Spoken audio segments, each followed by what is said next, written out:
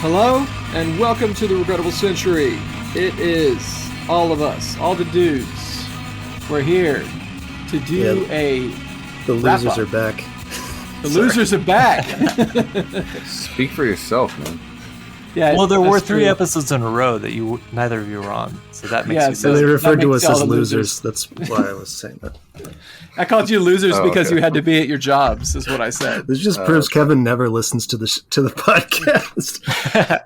Well, we're doing a Year 6 in Review episode. Fucking year 6. That's Year 6. Can't believe we've been doing this for 6 years. and That's as of tomorrow, we'll have been starting year 7, which is really crazy. Like, Right. 7 years is a very long time to be doing anything. Yeah. Yep. Just, We're just think about the period in which you've been doing it, right? You started in one Trump administration and now you're back. You're back, baby. That's right. We've come full circle, yeah.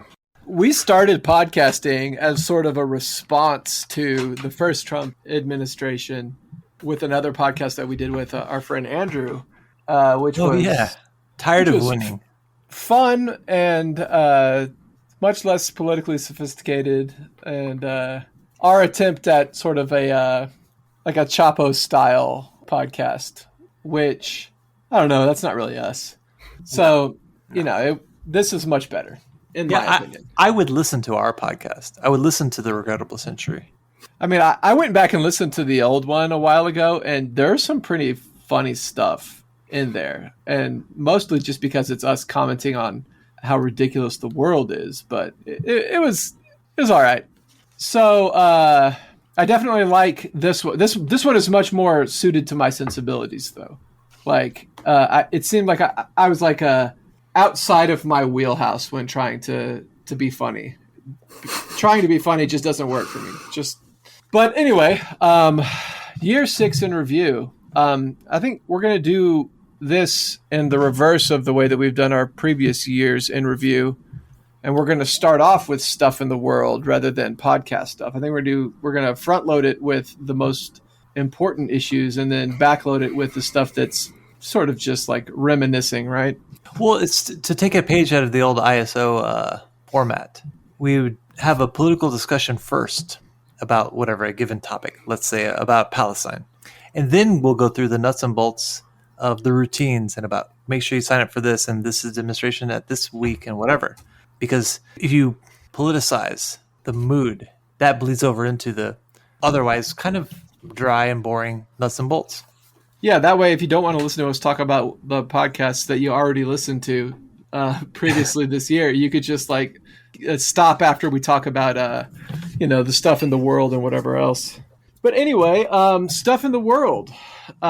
It's been an eventful year. I like that stuff in the world has just become what we refer to now as that topic. I think Ava just crawled in here, opened the door and crawled in, and Brittany grabbed her and took her away. Oh, and is that why she cried? Yeah. That was a whole narrative we just heard. Yeah, that's actually kind of great.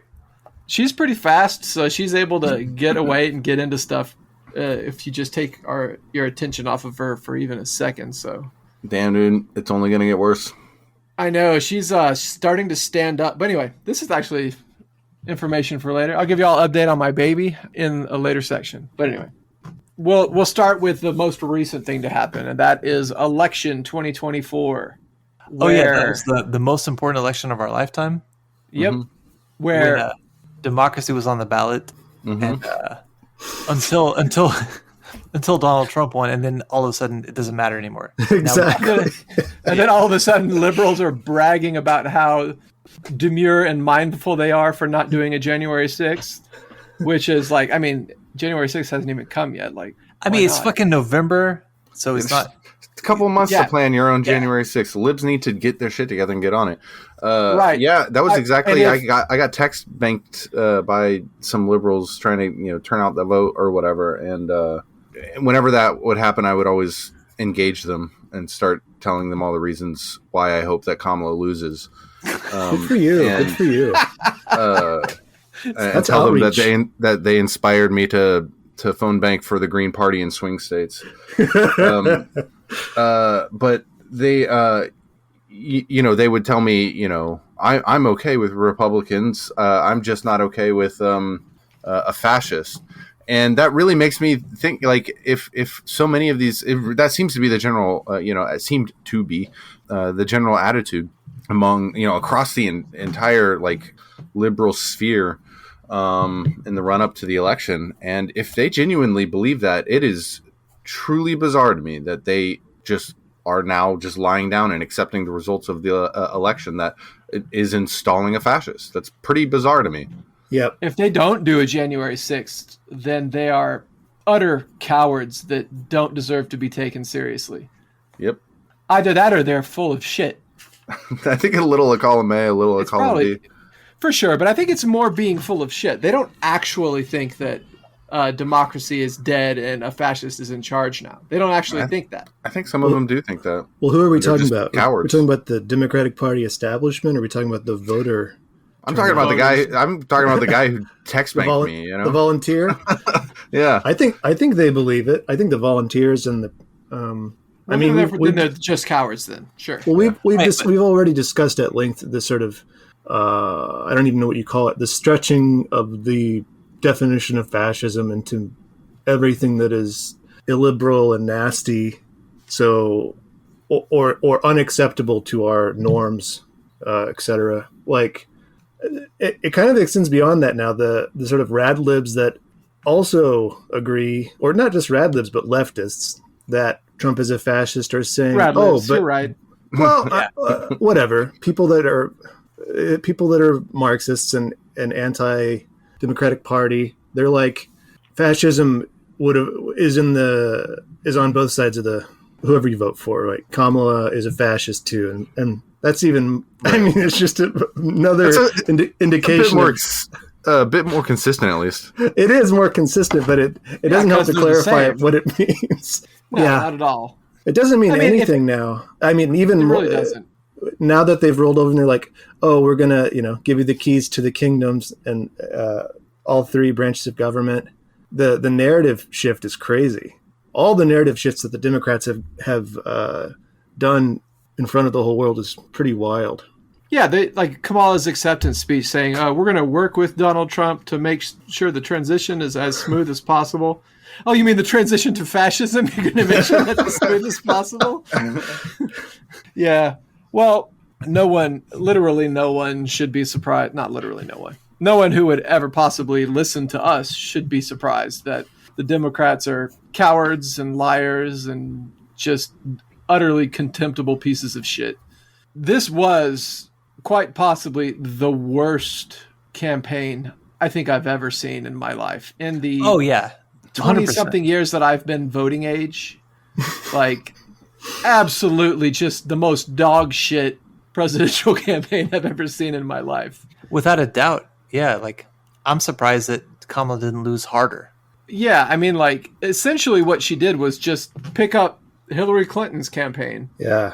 And run it herself. In fact, she even hired harder though a ton of Hillary staffers, right? And she ran the Hillary Clinton campaign worse than Hillary. Yeah. So I just want to emphasize, as bad and as dumb and as they just either don't give a fuck or they're just in their own reality that the Democratic Party establishment is. Kamala's campaign was so much worse than even that. It was beyond how bad it should have just gone anyway.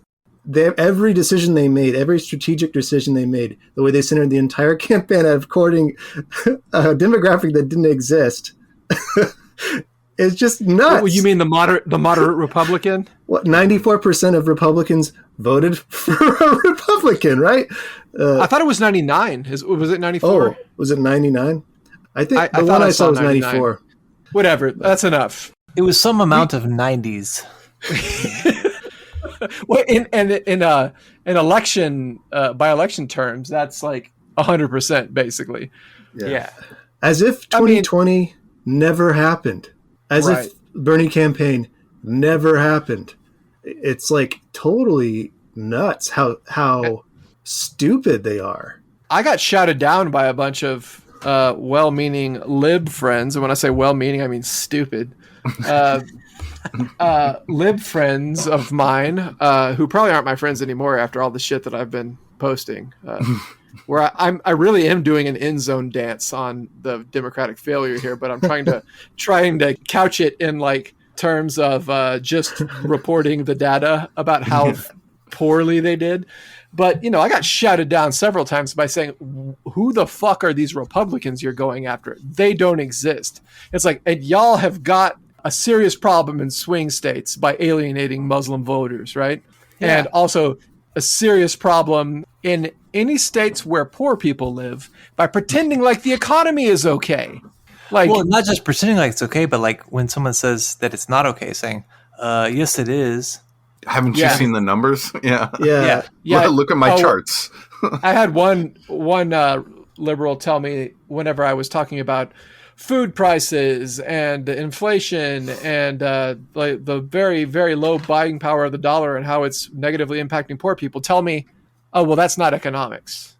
What did they think? Not?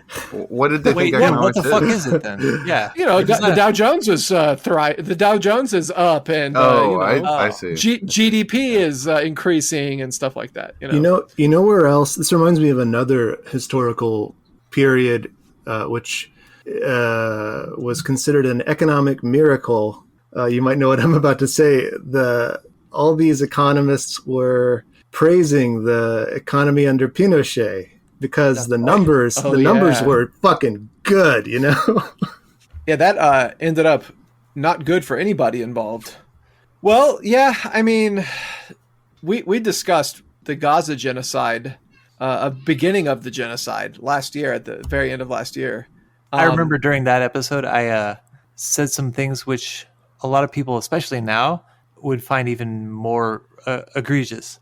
Because they were like, you know, they were conciliatory gestures towards the recognition of the fact that there will be Israelis because people want to be Israelis no matter what. And it sounds like I'm saying, well, I think for some people it sounds like, and I know this for a fact, that some people really don't like it because it sounds like I'm saying that the one state solution, whatever, is just not, it's not a good idea. It's not possible. And I don't think that. And if you remember, if you go back and listen, I even say, I think it's necessary, but I don't think that's where you start. I still think that. However awful and racist and horrible and genocidal and unhinged and bloodthirsty the average Israeli is, it is still the case that it is a country. Yeah, it's still going to exist in some capacity for some amount of time. And you can't get rid of all those people. Right. But when you said that, I think Israelis were not quite so universally despised, like as a category of person. Also, this was they should have been. They are universally despised now, finally. Yeah. And this was also 20,000 deaths ago. I don't know how many people have died 40, since we spoke. 40, maybe 50,000. Then the figures are far higher than the official numbers, right? I believe so, yeah. And that I'm only counting Gaza. I'm not talking about the West Bank. I'm not talking about Lebanon or anywhere else. I'm only talking about Gaza. I was not trying to transition us into the next item on the list. I was still talking about the election. I was just talking about the negative effects of the Gaza genocide on the election.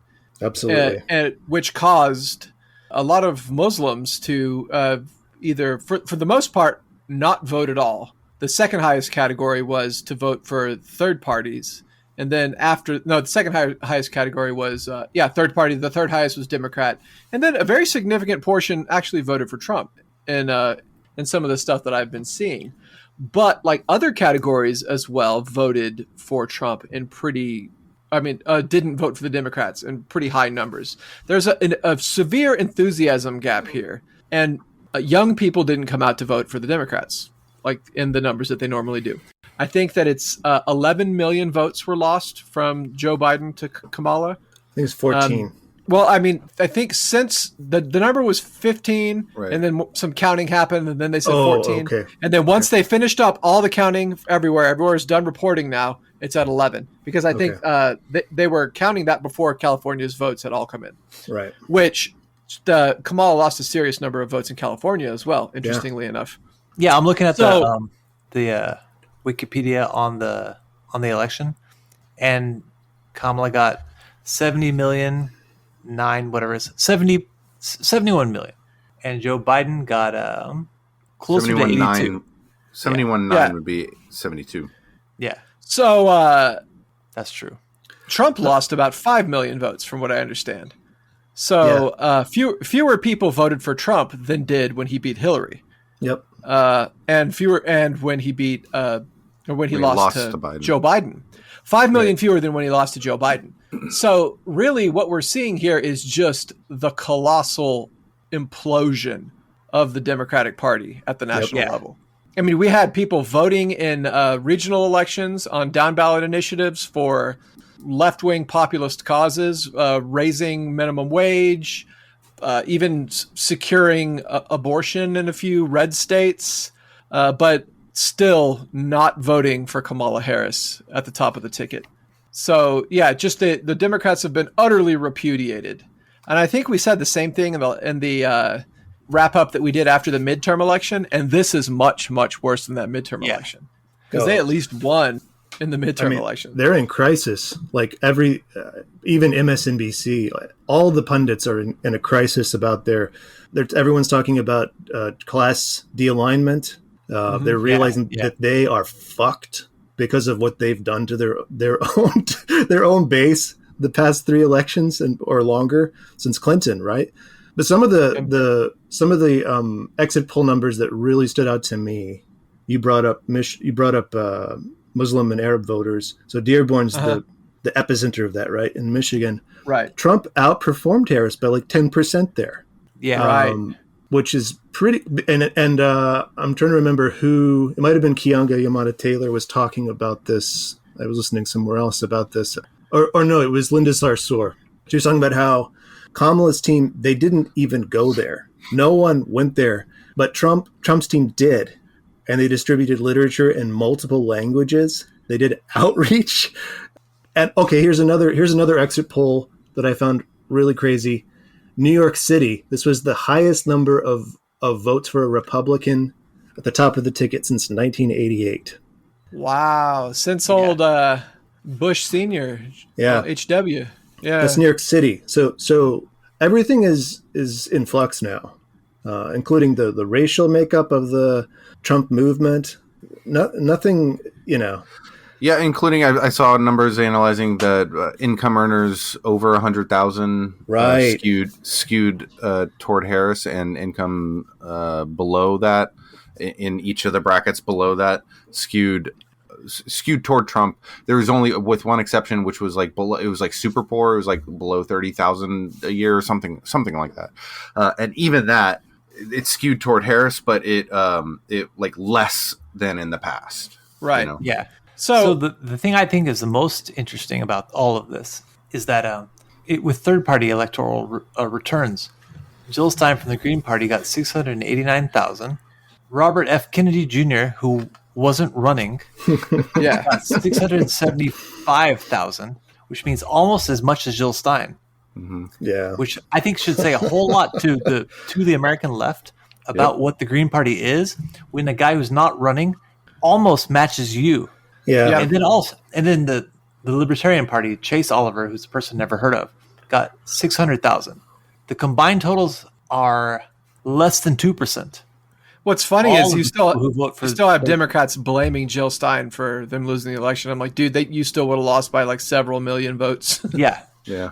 Interestingly, the reason I make this point is that I don't think that third-party efforts are a bad idea. In fact, I think that they're necessary. I do think, though, and it's just the same thing I think about street protests and what it means to be a part of the left and the left culture in this country for the last 40, 50 years is even more true today than at any other point, which is that what you're doing doesn't fucking work. Right. Absolutely. Right.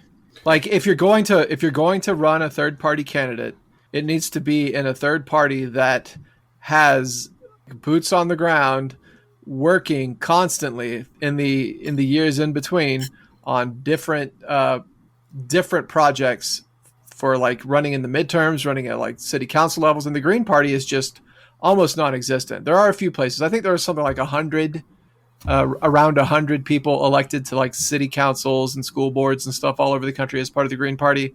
But like really, their numbers are less and less and less every year since 2000. In the past 24 years, they're basically fading into nothingness. So if there is going to be a Green Party that's trying to challenge the presidency, it should probably be one that is doesn't have the very true criticism that Democrats make of the Green Party is that where are you the rest of the time? Where are you than every 4 years?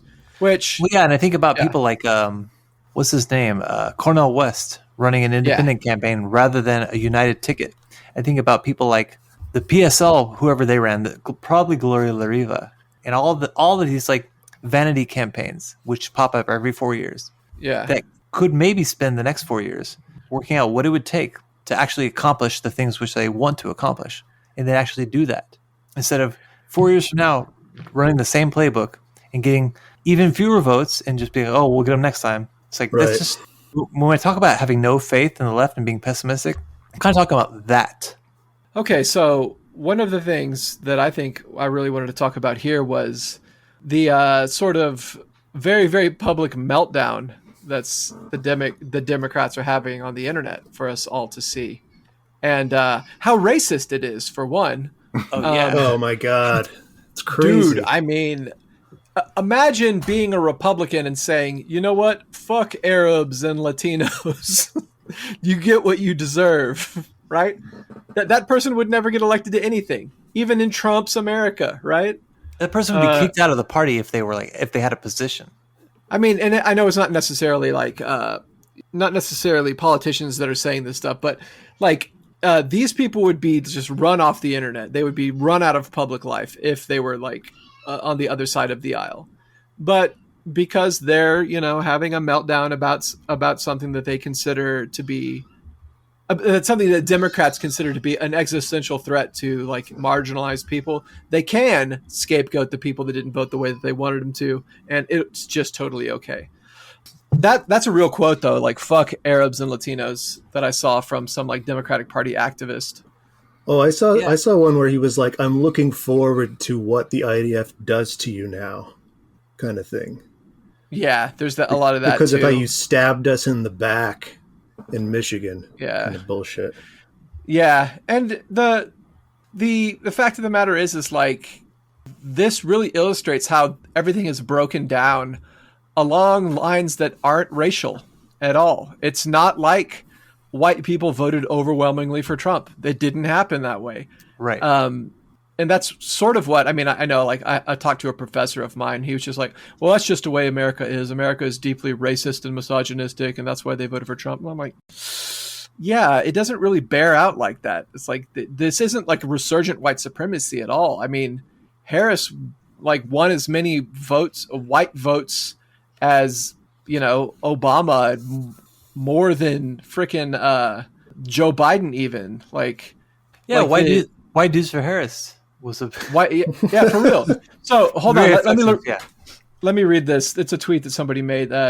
Omni American is the guy. He said Trump got just 55% of the white vote, which is down from 58% in 2020 and 57% in 2016.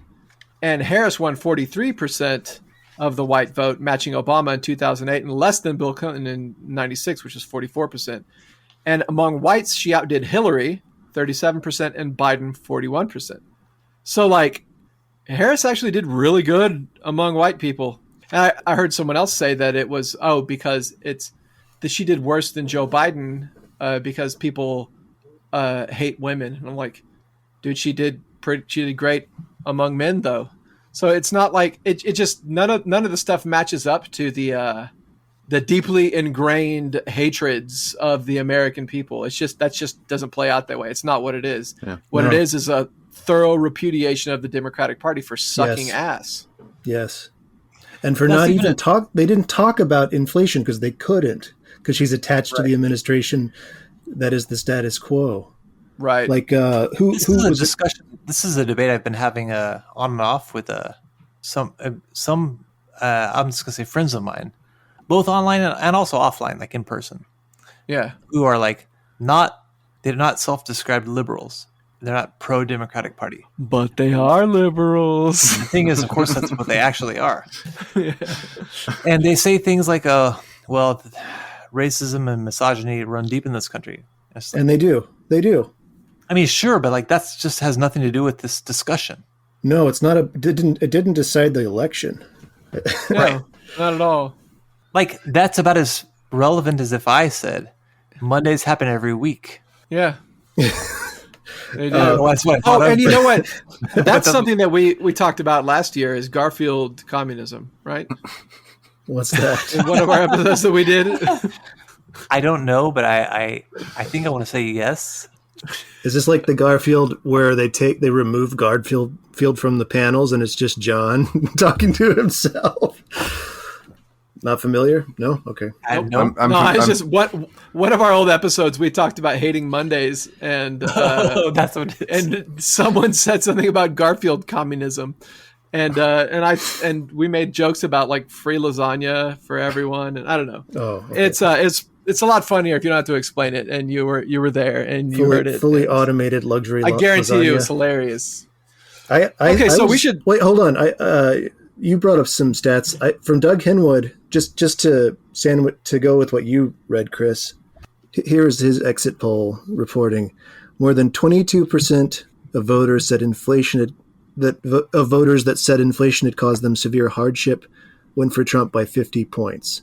53% said that inflation had caused them moderate hardship went for Trump by 6 points. 24% of households said that inflation caused them no hardship at all. They went for Harris by 57 points. A third of voters said that the state of the economy was the most important factor in how they voted, and they went for Trump by 61 points. So this was about about class and the Democratic Party basically pretending there's no problem. Well, and like a lot of people, again, in our broader circles in our world, counter that by saying, "Well, yeah, but like Donald Trump would be worse." But that's just not how people vote. What's worse? What is worse than this? And also, like, doesn't matter if he will be worse; he will get tossed out next time. But the trick right now, and the rule is, you have to toss the bumps out. You have to punish the incumbent. It doesn't matter if the next incumbent's worse, because you can't reward the incumbent for not being worse than the incumbent. Right. I said this multiple times over the past couple of years that it's an iron law of electoral politics that you throw the bums out when inflation is high. Yeah, and it is. That's the way it's always been. But I a friend of mine who volunteers for the Democrats was talking about how but this is different because Harris is a woman and a black woman, and she's got a plan to bring down food prices. So I was like, first of all, no, she doesn't, and second, I don't think that matters, man. People vote very emotionally, right? And the vote is a referendum of what the previous guy is doing, about how good of a job the previous guy is doing. And when Joe Biden announced his candidacy, which let's not lie about this, his candidacy like transitioned seamlessly into Harris's candidacy. This is really like a referendum on Joe Biden more than anything else. Even though Harris's campaign was abysmal. He announced his candidacy when he had a 37% approval rating. His 13th quarter was the worst of any president in U.S. history. Motherfucker should have just sat this one out and had a primary. But guess what happened the last couple of times they had primaries? Bernie Sanders almost won. That's what happened. That's right. Well, also, and you forget this. He had a trump card up his sleeve, which is this. Orange Man is bad. Yeah, that's true. And that's how Joe Biden won. That's how Joe Biden won last time. Orange Man bad. He ran on Orange Man bad because Orange Man fucked up COVID. And because Trump was the incumbent and they had to toss the bums out. Right. Yeah. But now you toss the new bums out and then you toss the next bums out. Yeah. And so on until someone does something different than what we've been doing for all this time. All the people that opposed American imperial ventures in Ukraine and in Gaza, but specifically Gaza, were like, yeah, but Trump will be worse for Gaza. I'm like, okay, I want to talk about this. we can transition to Gaza now, but that's one of the things I wanted to say is people are like, oh, Trump will be worse for Gaza. And I was like, fucking how? I was like, well, he won't offer the same constraints that Biden has. What fucking constraints? What are they going to like dig up the dead Palestinian babies and fucking bomb them again? No, dude. I mean, honestly, Trump's going to be bad for Gaza. Of course he is. Because anyone who's sitting at is at the helm of the American imperial project is going to be bad for Gaza. I don't know, man. Reagan and H.W. Bush both reigned in Israel's military excesses during their administrations, and so did George W. Bush.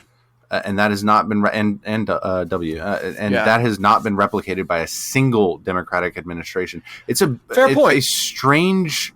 In fact, I don't really have an explanation for it necessarily, like why this happened or whatever. But it was an affect of Netanyahu during his long tenure in office that he decided that the American Democratic Party is unsalvageable, and he's just going to torch his relationship with them in favor of. Openly championing Republicans against Democratic administrations. That has not done anything negative about the Democratic administration's policies toward Israel, despite his actions, and perhaps it maybe even causes them to be less able to exert influence over Israel's policies. Right. Because he's already just like, fuck him, who cares? But when a Republican administration gets in office and says, this actually has negative political consequences for me because of your military excesses, you need to rein this, they pick up the phone, they call them up, and they say, hey, cut that shit out, that's too much. They actually listen. Well, so maybe... Maybe. I'm not saying it was a good gamble to say that Trump is the lesser evil here. What it is to say though is that anybody who raises the charge of, do you think Trump will be better for Gaza than Harris? The response is quite literally, chances are better. Yes. Yeah. That is a good gamble then. There are geopolitical concerns that need to be taken into consideration here. Like, does America really want a war with Iran? Do we really want a war with Iran? Do we have the capability to carry out a war against Iran when we're already stretched to the limit as far as our production of armaments are concerned through Ukraine and Israel, right? Well, also look at John Bolton. He's the war with Iran guy. John Bolton endorsed Harris.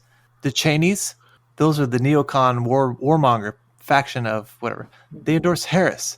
Primarily, the main vehicles behind war in Iraq is the Cheneys, yeah, for sure. And there are still fucking neocon vultures hanging around Trump, like Mike Pompeo, who Trump likes, and for some fucking reason, and might end up with a position in his cabinet. But like, as far as just calculus is concerned, if you're rolling the dice on who might be a lesser evil when it comes to global war, I guess my bet would have to be on Trump. I didn't vote for Trump. I'm going to make that clear now. But like, it just really goes to show you how fucking terrible our choices are. Yeah. Right. I think I definitely, I don't even have to hesitate to agree with that with regard to Ukraine. Absolutely. Absolutely. With the Middle East, with Iran, I am not so sure. I'm not sure either. That's just me. Like, it's very hard all to things predict. being rational. I do think that's what I would say, but I do think not how things work. It's less a question of will it be better or worse under Trump versus it definitely would have been terrible under Harris. For sure. Without a doubt. And all the things, there was zero alternative, and all the reasons we were given to why we had to vote for her. She tried to outflank him on the right of almost all of them except for abortion. She was even walking back. Which she didn't really talk about. She started to talk about it less and less, and that hurt her, I think. Yeah. Well, and then Trump even said that he came out and said that he's not completely against abortion, and he thinks that the life of the mother and rape and incest should be 3 exceptions, which is even a softening of his. I would say a softening of his position, but does Trump actually have positions? No. And that puts him at odds with key figures in his movement as well to do that. Yeah, it does. I just wanted to say with regard to this, to maybe maybe put a button into this thing you brought up with regard to inflation, and then pivoting to Gaza around these arguments about why Trump would be worse. Even if you could provide some proof of that, there's a line that is crossed where it doesn't fucking matter. Yeah. Some kind of wonkish analysis of figures doesn't matter when you've already crossed over 50,000 dead bodies. And that's the same in a very different scale with inflation and all that has caused with regard to suffering. Yeah. You can't make these sort of hypotheticals when people, there's a moral line that's crossed. And that's what it gets people involved politically. They're not going to listen to you with your sort of... right. Wonkishness has a place up to a point. And beyond that, it's of no use. So not only has the war in Gaza and the West Bank, and it is now spilling off into Syria, Iraq, Lebanon, Iran, has it been incredibly destructive to the the populations that live in those places, especially in Palestine and in Lebanon. But it's actually sort of cannibalizing Israel from within. Yep. Israel's casualties in Gaza are pretty high. It's impossible to get good numbers on this because they lie about it. But there have been a number of friendly fire deaths, a number of suicides, desertions, on top of just the massive numbers of woundings and KIAs at the hands of Palestinian militants. But I think that whenever you're looking at a war like this with a country like the United States or Israel, for that matter, who are incredibly well-funded and have excellent medical services for their soldiers, you got to look at people wounded, because when people are wounded, they often don't die in combat because of how good triage is. And plus they're operating on the shortest of interior lines. So if someone is wounded in combat in Gaza or in Lebanon, which they've only gotten 2 kilometers into Lebanon and had to stop, by the way, all they have to do is take them to the rear where there's a state-of-the-art medical facility for them, or a hospital right nearby. So you have lots of people who are missing limbs, traumatic head injuries, whatever else, that are out of commission forever, that didn't die. So looking at KIA, which is what the news does, killed in action, is incredibly misleading. You actually have really high casualty rates for Israel's wars. I know in Lebanon, they're reporting, I think, only 2,000 casualties, but I think it's a lot higher than that because I don't trust the Israeli media at all. But anyway, the fact of the matter is they can't advance anymore. They were talking about going in 25 kilometers and completely just rooting out Hezbollah. But the fact of the matter is they've gone in 2 and stopped, and the rockets are firing just as much now as they ever were before. Like, Israel seems to be bogged down in Lebanon, ineffectually firing missiles at Iran. They did some damage, but not as much as they're pretending to do, because if they did do the damage they said that they did, that you would see images of it all over the place. And then they've also got, like, the situation in Gaza is that they're capturing areas and withdrawing from those areas, and then Hamas immediately retakes them. So they're fighting a war that is impossible to win and taking heavy casualties, and their economy is tanking. People aren't going to Israel anymore. People are moving away from Israel. People are not investing in Israel. People are divesting from Israel, in fact. Israel's economy is, by anyone's standards, going to completely collapse. And on top of that, in order to make up for the shortfalls in their budgets, they're going to massively eviscerate the social services that Israel is so famous for.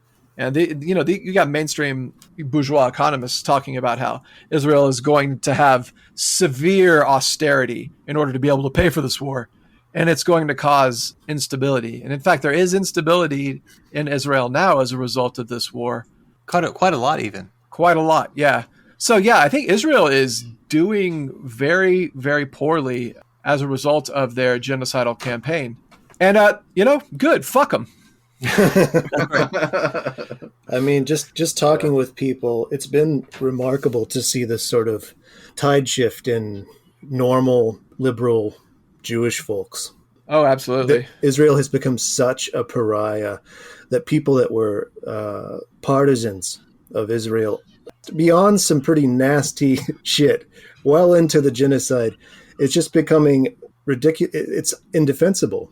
It's just worse and worse and worse. And the only people I'm encountering, they keep their mouths shut mostly, but the only people I encounter out in the wild who are still going hard for Israel, nothing will change their mind. But that's probably true. I do think we should talk a little bit at least about the friends of ours who are involved in the labor movement and know the labor movement intimately, who say everything you just said is right, except for when it comes to Donald Trump, I'm very concerned about what happens to unions because of, Elon Musk and Donald Trump talking about how we need to fire striking workers and how there's, let's say the Project 2025 is some amount of that is a concern. One of the planks in there is to eliminate public sector unions. And so there is going to be a ramping up of the already existing war on unions. And the reason why I say already existing is not just because it has existed since unions have existed, but I'm just talking about specifically the war on unions that has been taking place since the Biden administration. Yeah, I was gonna joke about how Donald Trump is promising to shut down a railroad workers' strike. Yeah. Oh wait, no, that was the Democrats that did that. The sum total of my commentary on this one issue is just: is Trump going to be worse than Harris, or is he going to say worse things than Biden said? That's always been Trump's problem, is that he says worse things. Right. It's definitely true. He's also going to appoint people to the NLRB that'll be worse than Biden. Yeah, Biden's for sure. NLRB appointments were, and this is this is going to be weird coming from me, a very consistent and avid anti-Biden and anti-Harris and anti-Democratic Party individual, but Biden's appointments to the NLRB could not have been better than Bernie's would have been. Within the confines, within the constraints of the NLRA, federal labor law that exists, you could not have asked for better labor administrators than Biden gave us. And Trump's will be very likely just run-of-the-mill standard Republican appointments. Sure. As they were in his first administration. And that will be bad for labor. It will make organizing harder for labor. Sure. That is absolutely true. It's also the case that liberals will actually sit up and give a shit and start being involved, caring about organizing efforts, because it's resisting the Trump regime or whatever, instead of just going to brunch. And frankly, it's the most successful moments in the entirety of labor history, and this continues to be true over the past two decades. All of the most important moments in labor history have been illegal or questionably legal. Right. I think it will be better. It will be better for workers as a result of having something to actually have to fight for and defend, and not being able to rely on the administrative state, who also treats you like a fucking enemy. Right. So it's time for labor to end its abusive relationship with the Democratic Party. Right. I'm not saying I celebrate this. I'm just saying that, since it has happened, you may as well just make the best of it by acting as though you don't have any friends on Capitol Hill, because you don't anyways. Emotionally, I want to embrace that. I think what separates this moment from the ones Kevin's referring to, in my mind, was the strength of the labor movement. I think I would have a lot more confidence in what you're laying out, Jason, if it was a little further along in development. I think there's the serious organizing effort by leaders of the major unions and the biggest unions in the United States to organize for a general strike in 2028 by aligning contracts across sectors to end at the same time in 2028. Like that kind of that's promising. But I'm just saying, as things are now going into the Trump administration now, the labor movement could be much stronger. And comparing today's labor movement with some of those heroic illegal activities of the past.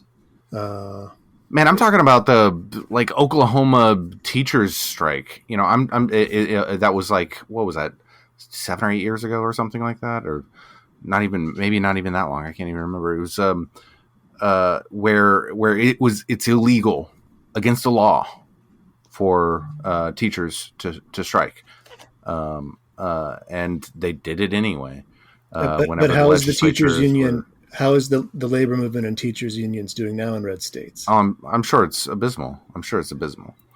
Well, in the ILWU last year sort of went out on an unofficial strike because they were blocked by Palestine activists, so they weren't able to load weapons bound for Israel on the West Coast for a while. So, I mean, there are hints of labor militancy, yes. And and I think that, like, not to really lean too hard into any kind of immiseration thesis because it doesn't necessarily work out the way that we would wish it would, but I think that, like, realizing that unions are operating in a country that's trying to destroy them, in a system that's trying to destroy them, would be positive. Instead of pretending like we have an ally in the Democratic Party. That would be good. Yes. Yeah. But we should probably move on. We've got like a lot more to go, and we're already an hour in, and we haven't even made it we made it briefly off of the first item for a little bit, and we went back to it. Well, because of Jason this time, not because of Ben even. It is worth mentioning, since we're talking about strikes, that the New York Times Guild Tech strike. So because it's Ben after all. It is Ben after all. Taking place on election right day. now. Yeah. Actually, that was really heartening to see that. Ongoing. Boycott Yeah. Wordle. Yeah, boycott Wordle. Nerds. Yeah, and not just because it's called a Wordle, but also for the reasons of being in solidarity with the strike. So I think we could wrap up the next item, which was Gaza, West Bank, Lebanon, Yemen, by just mentioning that the United States got its ass handed to it by the Houthis. Yeah. I don't know if y'all remember when we declared we were sending the U.S. Navy after the Houthis, and all of the fucking military nerd accounts on the internet were like, "You're about to find out why the United States doesn't have healthcare," and like we decided to give up on shipping through the Red Sea because we weren't able to stop the Houthis. Funnily enough, like Saudi Arabia waged a decades-long genocidal war against the Houthis and were unable to unseat them. And the United States is like, "Oh, don't worry, we'll take care of it with only airstrikes," and it didn't work. So it's just like everything else. All we know how to do at this point is airstrikes. Well, what's funny about this too is like the United States has ships called littoral combat ships that are specifically made for this type of combat. They have a whole fleet of them that they spent billions and billions of dollars on that they didn't even take into combat because they suck and they're not useful. So the United States military is in shambles, and that seems to be the assessment from anyone who's looking at the military from the outside, and several who are concerned with it from the inside. Yeah, but investors in weapons manufacturing companies are making a lot of money, which makes the economy good. So to bring the election conversation back again, full circle. Except the economy is good. And that's why that was supposed to be the one of the reasons why war with Russia and Ukraine was good, according to like Jeff Sessions, right? Yeah, that's exactly right. That we're going to have a military Keynesian boost to the economy, which still waiting on that because we've sent several $1 billion worth of equipment to Ukraine and hundreds nothing of happening there. Hundreds of billions, yes. Man, why can't they just do that, but in a way that putting it towards something that like improves our lives, like building up infrastructure or something? Well, that would require anybody other than Bernie Sanders to want that. Right. And so far, we only have the one. Speaking of Bernie Sanders, did we all read that press release he put out, right? Oh, yeah. Yeah. It's like no surprise that the working class has abandoned the Democratic Party because the Democratic Party has long abandoned the working class. That's basically the TLDR of Sanders' letter. Yeah. He ended that note on a really interesting. I mean, I don't know what to make of this. I don't want to speculate too much. But he said, "We need to have a lot of conversations in the next few weeks. Stay tuned." Who knows what that means? But Yeah, I'm not gonna hold my breath for some fucking shit that Bernie's up to lately. He's the one that he's been pushing Harris on us, and then before that Biden, and then before that Hillary. So I'm not really concerned with what he has to say about anything.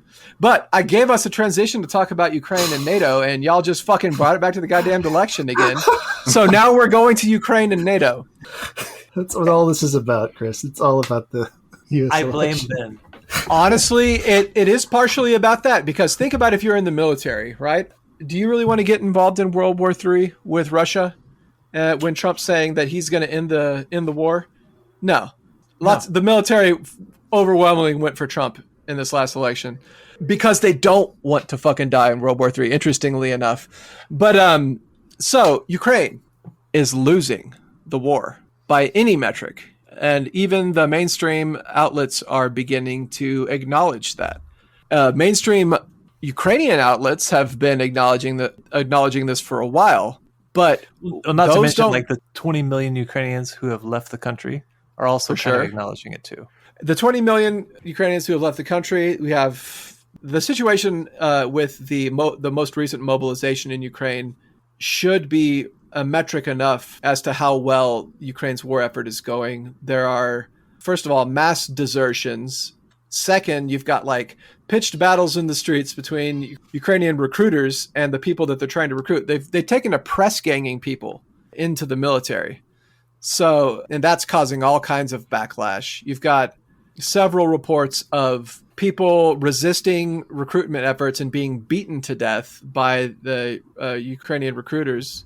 And it turns out that I think that only about 25% of the people conscripted are actually making it to the front lines to fight, because first of all, the corruption is so bad in Ukraine that anybody with any money buys their way out of it for a while.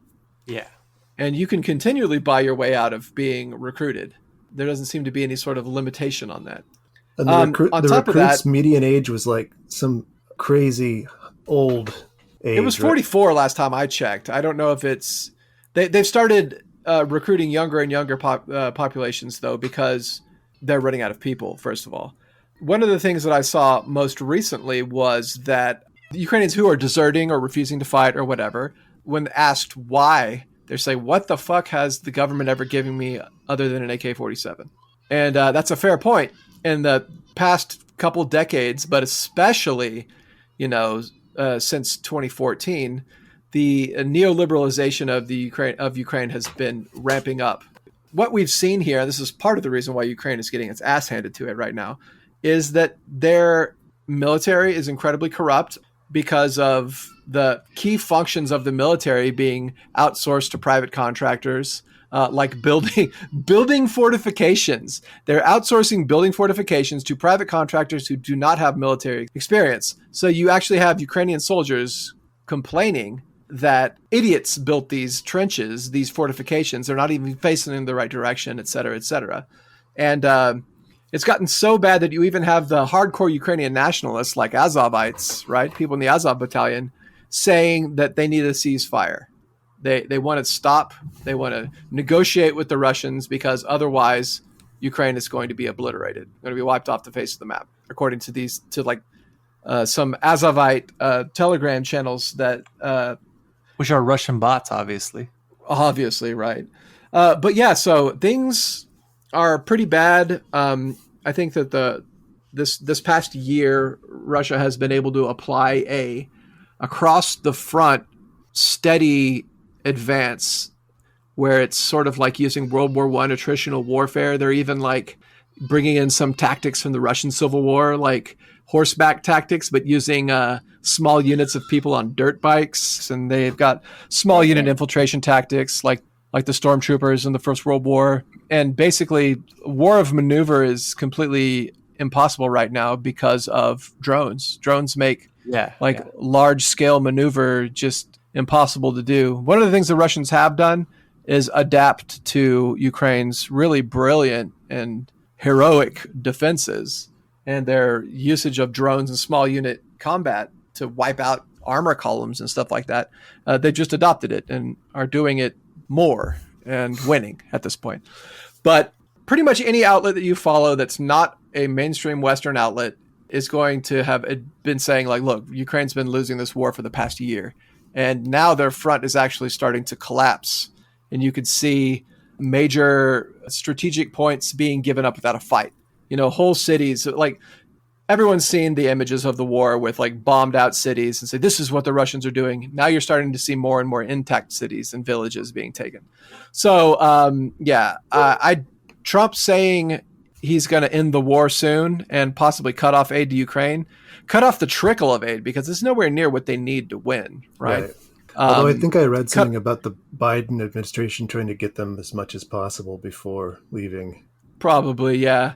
But like too little too late at this point, right? Like one of the problems with Ukraine receiving Western aid is that they don't have the expertise to be able to maintain the high-tech weaponry being given to them by the West. And in a lot of instances, they've got weaponry that breaks down and they don't have replacement parts for it. So they end up cannibalizing other weaponry in order to be able to use it. So it's like attrition is affecting the machinery that the West gives them as well. And what they want for, what they've been asking for, is Cold War era equipment from former Eastern Bloc states rather than high-tech NATO weaponry. It's like, just give us the stuff that we have replacement parts for and let us use that instead. But yeah, on top of that, there's like just kind of a weird sort of collapse of the Third Reich faith in wonder weapons, right? Wunderwaffe, right? Yeah, right. Where they think that, if they would just give us tomahawks, then we could beat the Russians. Oh, they gave us HIMARS, we should be able to beat the Russians now. Oh, they gave us ATACMS, we should be able to beat the Russians. But every time they get this advanced weaponry that's supposed to turn the tide of the war, it just doesn't work out for all the reasons that I mentioned previously. The most recent one being the F-16s that they got. The primary question is still super basic. For the Russians, they're fighting for what they consider to be their existence as a state. It's existential for them. And you summed up the Ukrainian position very well. What has this government ever even given to me besides an AK-47? Yeah. If you have nothing to fight for, and you're fighting against people who are fighting for their very existence, it's it's amazing that it's gone on as long as it has. Well, there are several patriotic Ukrainians who are willing to fight and die if they just were given the weapons and stuff like that too. But the fact of the matter is that the country is heavily divided, and it's not along ethnic lines like you would expect. It's like Russian speakers want the Russians to be there, and it's heavily along class lines for one, and just ideological lines. Like the hardcore nationalist Ukrainians right now, who have been the strongest backers of the state, are actually starting to break and say, like, look, we've got to get Zelensky out of here. He's ruining this country, and he's going to hand us over to the Russians by making us lose the war. And some of the language that's coming out of these telegrams that are being reported on are that the gay Democrats in Washington have fucked us over, and we're going to lose the war to the Mongol Jews in Moscow. How does it break down along class lines in Ukraine? The poor don't care; they don't want to fight. Yeah, and I'll link some of these YouTubers and Substacks and stuff that are aggregating a lot of these chatter from the nationalist Ukrainians. But it's all very interesting. Even Western media admits in hints, basically, that the jig is up. Oh, and I got two items that I want to bring up about Ukraine, and then I think we could shut up about it.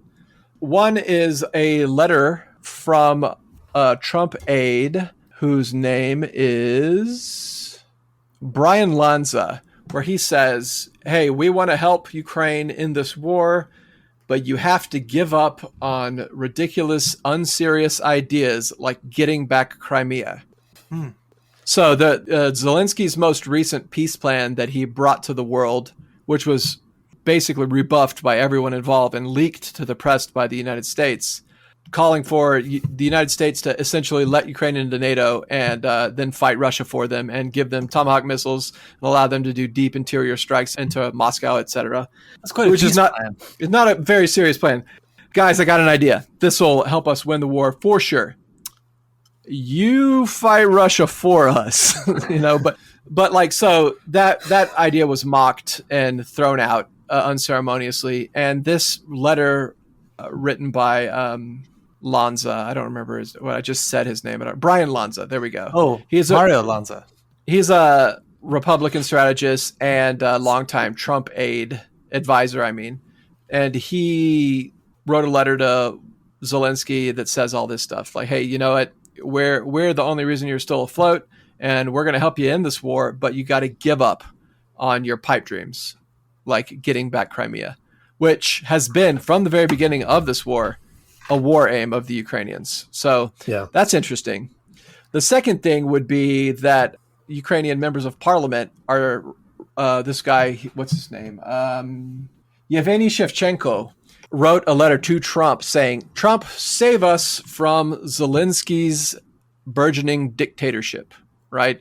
He says he accurately points out how Zelensky suspended elections. He's been jailing his opponents. He's been cracking down on parties that he doesn't agree with.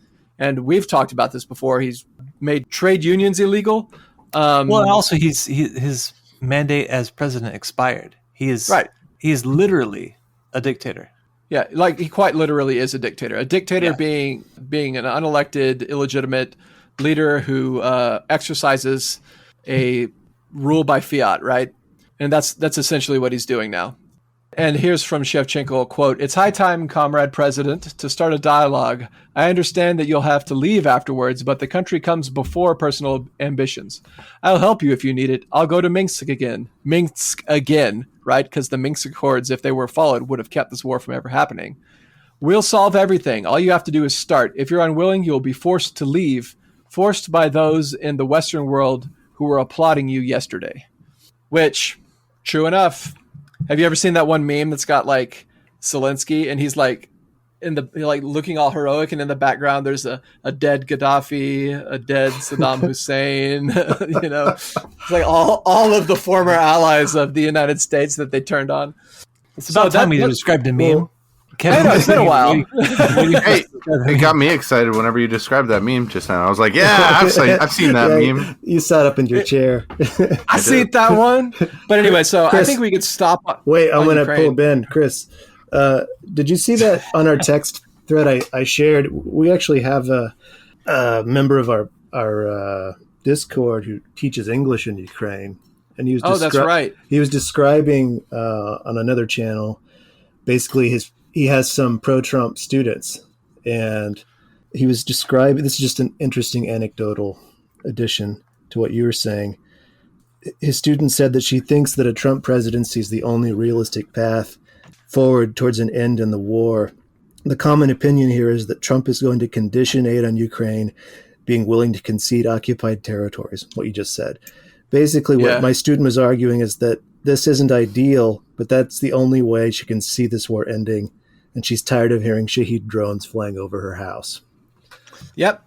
You also sent to the group chat that massive drone attack that hit Moscow recently. Yeah. It was largely ineffective. Most of the drones were shot down, but it reminded me of the buzz bombs that the Germans were sending over London as sort of like terror attacks, trying to shake the will of the British people towards the end of the war, as as the front was collapsing and the Allies were making incursions into Germany. Not to draw too many parallels between the Ukrainians and the Germans, because the Ukrainians are not the aggressors here, obviously.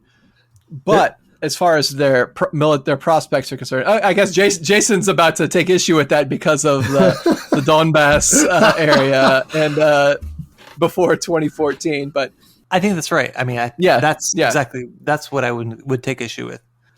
But you know what? I almost forgot to mention something that was very important and had everybody real excited for a minute there, and that was the Kursk incursion that happened, which I'm sitting here digesting data from anywhere I can get information from several different sources, like pro-Russia sources, pro-Ukraine sources, just looking at military data, watching people click on minuscule parts of maps to show this is how much territory Russia has gained and this is how much Ukraine has retaken for like weeks and weeks and weeks and weeks. And I'm like, all right, it looks pretty seriously like Ukraine is losing this war on an attritional basis. Okay. And I can pretty confidently say that. And we started having these conversations in our group chat. And then Ben posts the Ukraine incursion thing. And several of my friends who I've talked to this about start sending me the Ukraine incursion thing. And I'm like, this to me, and this is what I said at the time to my friend, is like, this is like an Ardennes offensive in 1944, where Hitler just got everything he possibly could together to split the Allies, split the British and the Americans, and capture Rotterdam. But like in this instance, it's like Ukraine trying to show the West that they're worth money being spent on them, and that they can still. Yeah. So what they did was they hit a part of the line which was unguarded. All that was there were border guards. The Russians didn't have any significant military forces there. So they hit a part of the Russian lines. They capture Kursk, and they create a second Kursk salient, right? And I say the second because the first one happened in World War II, and it was the largest tank battle in history. And it was a Soviet victory. So they create this Kursk salient here with all of their best forces and essentially take all of their best forces off the line in the Donbass, send them into Kursk. The Donbass front starts to collapse. The Russians just go around them. The Russians just basically, they don't freak out. They mobilize slowly. They bring some reserves in to slowly just close off the Kursk salient. And they've been doing sort of like, okay, here's a new spot for us to apply traditional warfare to. And actually, this has ended up being like a colossally stupid move that has ended up very, very badly for the Ukrainians. And I was like, I don't know where they're getting the resources to be able to pull this off. It turns out they don't have the resources to be able to do that. Right. And it ended up speeding up the collapse of their Eastern Front. So yeah, that's a big thing that happened. That was in the news saying the Ukrainians have brought movement back to the war. And I was like, yeah, at their very serious peril. But anyway, so Ukraine is toast, and it's a fucking tragedy. And hundreds of thousands of Ukrainians have died. Hundreds of thousands of Russians have died. And this is all avoidable, and it is all 100% the fault of the global hegemon, the United States. Yes, it is. And it will absolutely end in precisely the way that the Russian side had proposed as an alternative to the war itself. Right. Right. To quote our comrade, it's going to be that the U.S. and NATO convinced Ukraine to accept a peace deal, which is essentially what the Russians have asked for this entire time. Essentially, it's just going to reinforce the Minsk agreements, right?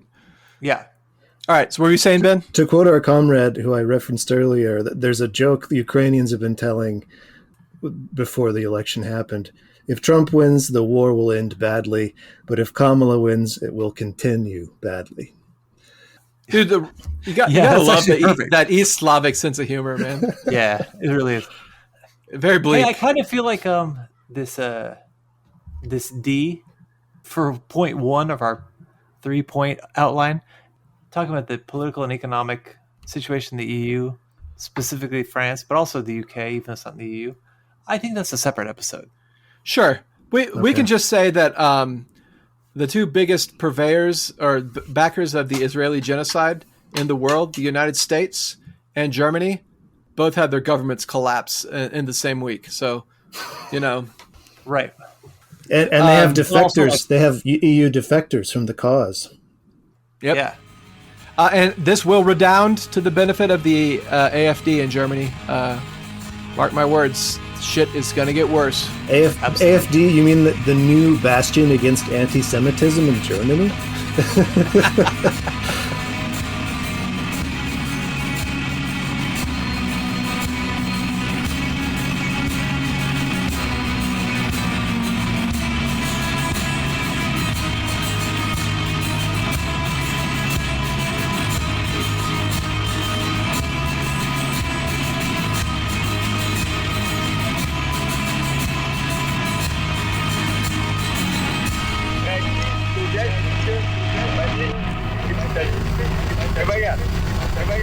и крестьяне не смогут прожить без нас.